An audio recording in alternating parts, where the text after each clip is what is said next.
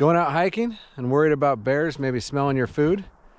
Because the fact is, bears can smell food from scientifically proven far away.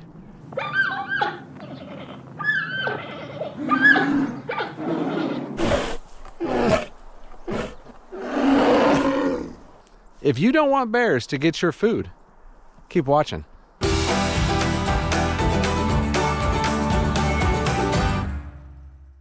Hi folks, welcome back to the channel. My name is Hopper. This year I'm going to be doing an Appalachian Trail through hike, a northbound hike from Georgia to Maine that this year is 2,198.4 miles.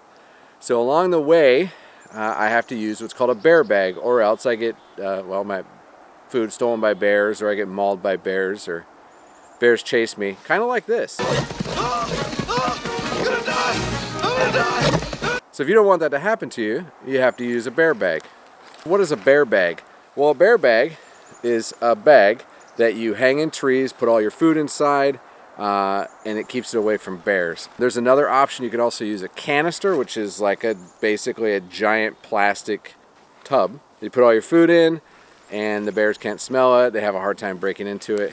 But probably the easier way for the Appalachian Trail is by using a bear bag. So what I'm using is actually the large bear bag from Z-Packs that comes with a Dyneema bag, a small D-ring, 50 feet of rope, and a rock sack. Now I'm also adding from Hilltop Packs, it's called a dogbone. And the dogbone allows you to tie the bag off kind of basically to itself without having to tie the rope to a tree. And I'm going to show you all that here in a minute. So again, this is the Z-Packs bag. This is the bear bag kit. You can buy the bag separately. There's links to everything down below. Now, full disclosure, I am a Z-Packs affiliate, but if you use my links, you might save some money. You don't pay anything more than using a regular link, but it helps me make a little bit of extra money to help out on the trail. Maybe enough to buy a cup of coffee or something. All right, so when you're out on the trail and you got to hang your bear bag, there are a few things that you need to think about. Now, if you go to AppalachianTrail.org, which is actually the Appalachian Trail Conservancy, they have a bunch of guidelines there. They'll tell you. So first off, you want to be about 200 feet from your shelter. Probably not a smart thing to hang your bear bag, you know, with all your food that has odors directly over your head while you're trying to tent camp, you know, or near the shelter. The other thing is you want to find a branch that's high enough for you to hang your bear bag approximately 12 feet off the ground.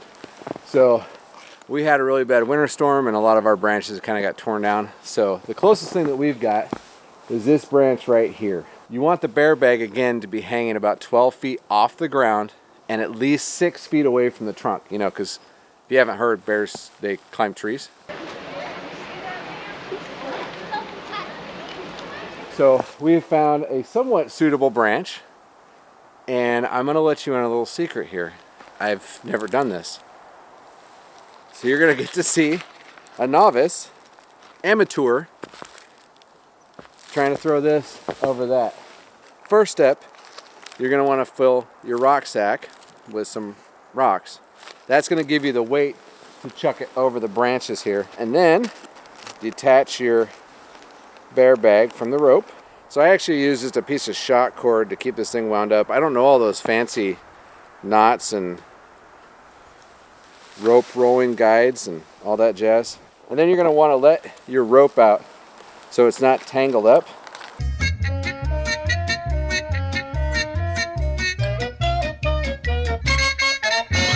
Okay, I think one thing that might be important for me to learn is actually how to roll these so I don't get them all tangled up. This is like watching National Lampoon's Christmas Vacation. Whoops, got a little knot here. Work on that. This is awesome. All right, I'm gonna get this untied and then we'll get some shots of me trying to get that over the top. This is a tree branch I'm going for. Now it does have a lot of branches coming off, but I'm gonna try to, I don't know, get it over that.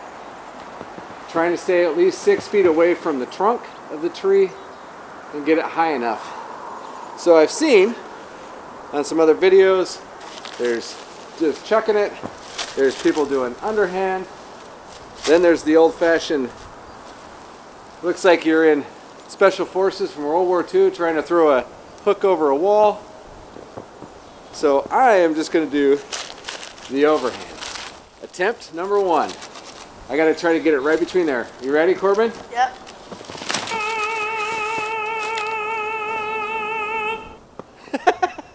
Nailed it! I want you to try the Special Forces one. The Special Forces one? Here we go. You got this. It's burning my hand. Yes! Good job. I think I found something I'm actually somewhat good at.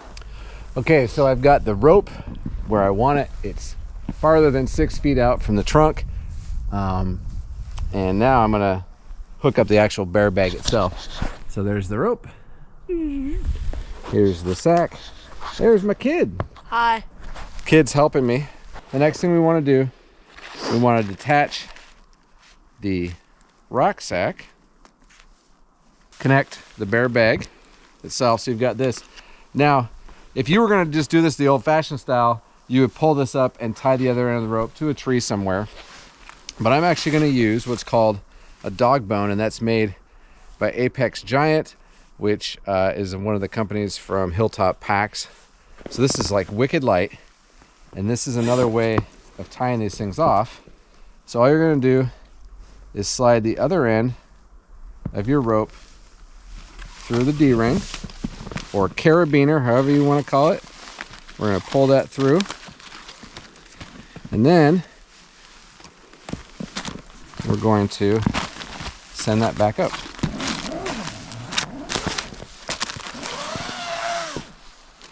So to attach the dog bone, pull the bag up really as high as you can, and then you're going to want to attach the dog bone, and all you do is you make a loop in the rope like that, and then that loop goes through the dog bone and connects. Wrap it around one of the bones, and then as you release the bag, it will catch. So you've got that. If you can't find a branch to do the dog bone on because it's just too low, but like the branch is really close to about 12 feet, I would pull it up all the way and then just tie the other end of the rope off around another tree. But this way is really simple because in the morning when you're ready to go, pull the rope back down, loosen the loop, pulled off the dog bone, and send the bag back down. That's it. So instead of having to go untie the rope from wherever you've got it, walk over, do it, it's all just simple. It's right here. So that's it. That's like really simple. I thought it was going to take me multiple times to get that bag over. I don't know if I feel better. Corbin, do you like the Special Forces? The Special Forces looks cooler. It does look cool. But it was also nice just to, you know, chuck it. Because it looks like Indiana Jones, kind of. I look like Indiana Jones. Like I look like Indiana Jones? Well, you have a hat. You have the leather jacket. This isn't leather, man. This is... Well, it's like... This is Enlightened Equipment. Well, Special super fabric. Can be like leather. Yeah. Anyway, and then you just take this back down, loosen it up, and you're good to go. So if you like this video and it helped you, give me a thumbs up. If you like this video but it didn't help you, well, still give me a thumbs up. If you don't like my videos, just subscribe and keep watching, and maybe they'll get better. Maybe you will enjoy them. But thank you for watching. Just so you know, I am like less than 45 days from starting the Appalachian Trail. And so pretty soon you're going to be seeing videos of me sharing my experiences, my mistakes, and just my whole journey. So thank you for watching, and if you're not already, you should get tracking.